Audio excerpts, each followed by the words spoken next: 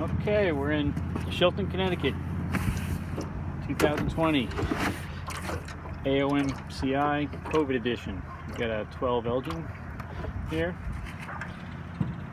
Pretty clean engine. It's not the prettiest, but it runs good.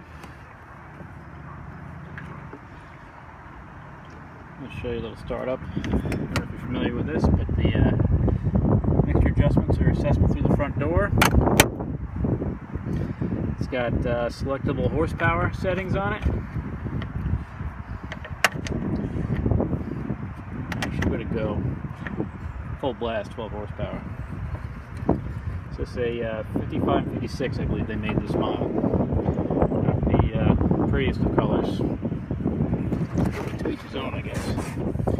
So let's start this up and see how it goes.